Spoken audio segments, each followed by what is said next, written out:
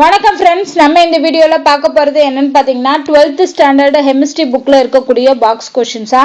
So 12th standard chemistry புக்கில் இருக்கக்கூடிய box question வந்து ரொம்ப கம்மி, ஒரு 10லேருந்து 11 தான் இருக்குது. இந்த உங்களுக்கு தெரியுமா அப்படின்னு சொல்லி பாக்ஸ் கொஷின்.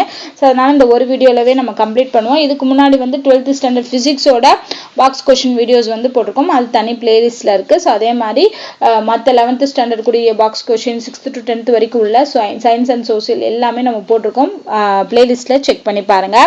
ஃபர்ஸ்ட் பார்த்தோம் அப்படின்னா, வறுத்தலின் போது உருவாகும் சல்பர் டை ஆக்சைடு ஆனது சுற்றுச்சூழலுக்கு உகந்ததன்று. அதாவது இந்த ப்ராசஸ் இருக்கு இல்லையா, இந்த கெமிக்கல் ப்ராசஸ்ல வறுத்தல் அப்படின்னு சொல்லி ஒரு ப்ராசஸ் இருக்கு. அப்படி பண்ணும்போது அங்க என்ன ஆகுதுன்னா சல்பர் டை ஆக்சைடு அப்படிங்கிற ஒரு வாயு வெளியேறுது. இது வந்து நம்மளோட என்விரான்மெண்ட்டுக்கு வந்து தகுந்தது கிடையாது, ஏன்னா மாசு நிறைந்ததா இருக்கு சல்பர் டை ஆக்சைடு. ஸோ அப்போ நவீன உலோகவியல் தொழிற்சாலைகள்ல இந்த துணை விளைபொருட்கள் சேர்க்கப்பட்டு கந்தக அமிலமாக மாற்றப்படுவதன் மூலம் காற்று மாசுபடுதல் தவிர்க்கப்படுது. அப்ப என்ன பண்றாங்கன்னா, இப்ப இருக்கக்கூடிய நியூ டெக்னாலஜியை பயன்படுத்திட்டு இந்த சல்பர் டை ஆக்சைடோட சேர்த்து இன்னொரு பொருளை சேர்க்கிறாங்க. ஓகேவா, துணை விளைபொருளை சேர்க்கறதுனால இந்த சல்பர் டை ஆக்சைடு என்னவா மாறுதுன்னா கந்தக அமிலமா மாறுது. ஓகேவா, ஸோ கந்தக அமிலமா மாறுறதுனால இந்த விளைபொருள் வந்து காற்று மாசுபடுவதை தவிர்க்குது அப்படின்னு சொல்றாங்க. ஸோ சல்பர் டை ஆக்சைடா வெளியிடாம அதை கந்தக அமிலமா மாத்துறதுனால காற்று மாசுபடுறதை தடுக்கிறாங்க.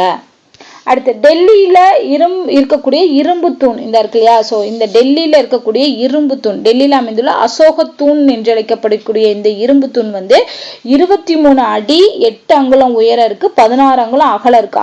மொத்தம் இதோட வெயிட் பார்த்தீங்கன்னா 6000 கிலோ வெயிட் உள்ள இந்த இரும்பு தூண். இது இவ்வளவு வருஷம் ஆனாலும், அதாவது கிட்டத்தட்ட இந்த தூண் வந்து 1600 வருஷமாய் பழமையானது அப்படின்னு சொல்றாங்க.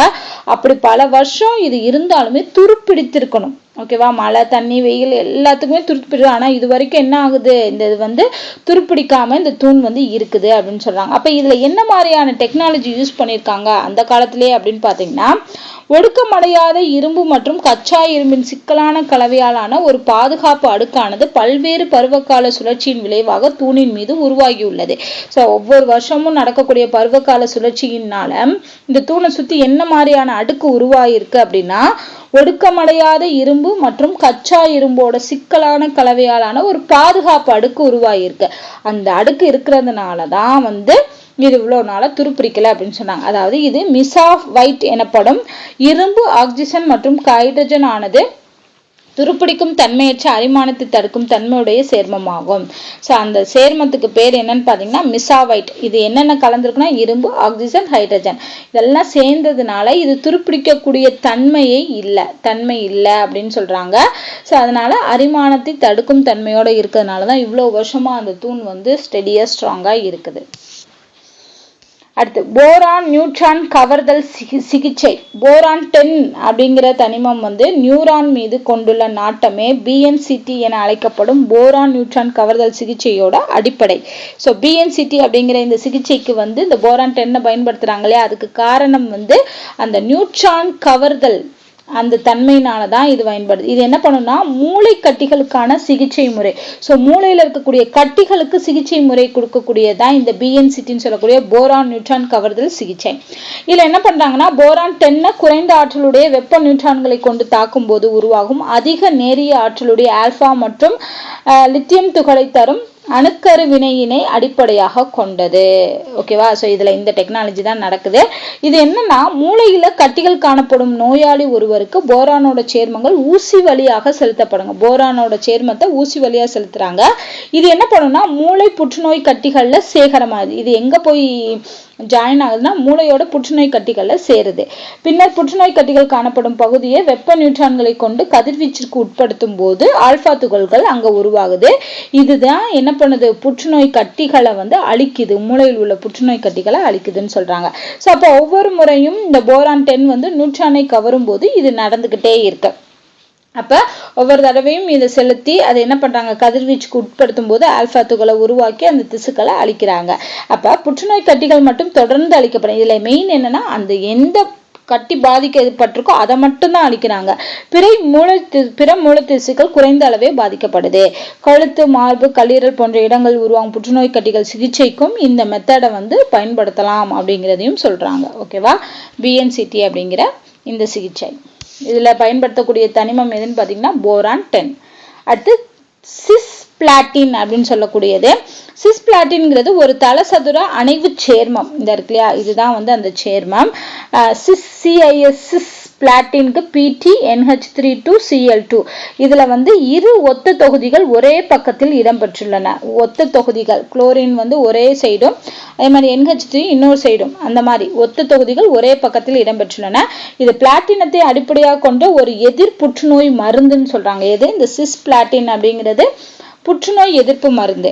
இந்த மருந்தானது நீரார் பகுத்தல் அடைந்து DNA ஓட வினைப்பட்டு பல குறுக்கு இணைப்புகளை ஏற்படுத்துகிறது.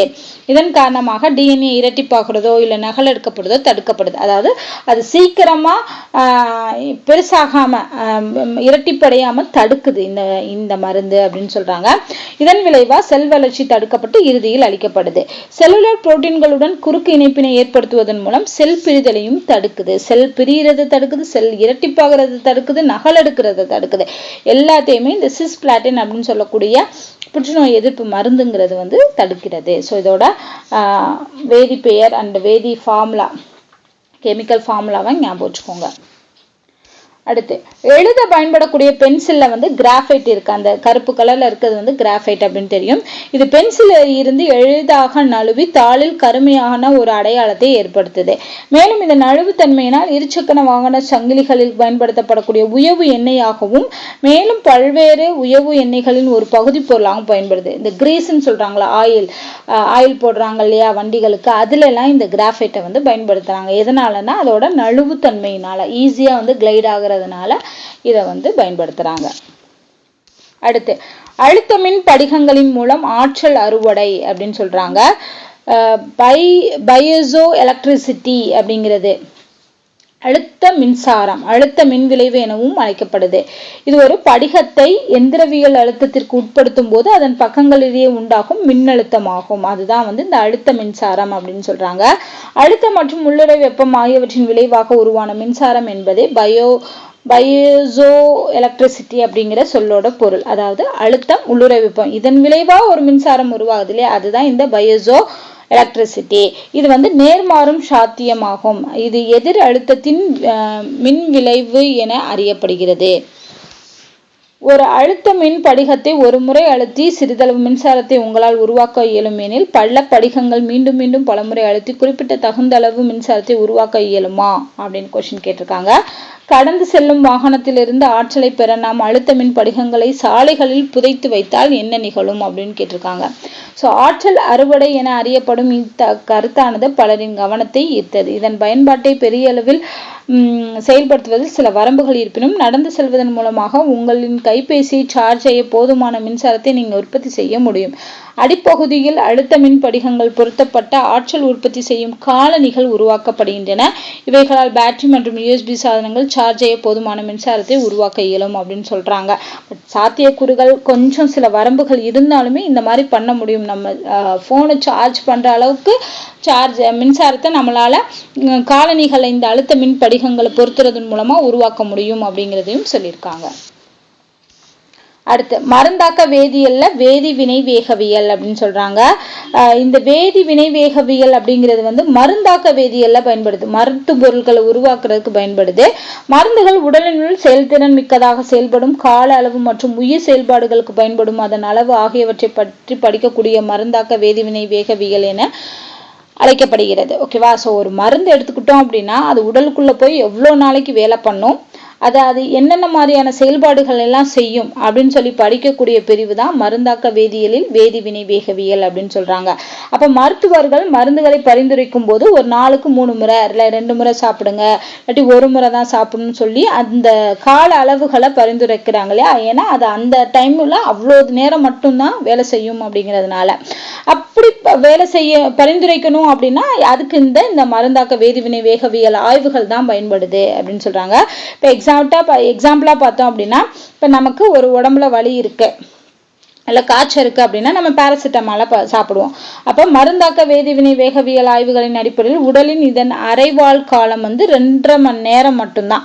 இந்த மாத்திரை சாப்பிட்டா 2.5 மணி நேரம் தான் நமக்கு அது வேலை செய்யும். அப்ப இரத்த பிளாஸ்மாவில் இம்மருந்தின் அளவானது 2.5 மணி நேரத்துல பாதியாக குறையுது. 10 மணி நேரத்துக்கு பின்னர், அதாவது 4 அரைவாழ் காலங்களுக்கு பின்னர் வந்து இந்த மட்டும் 6.25% மருந்து மட்டும்தான் நம்ம உடம்புல இருக்கும்.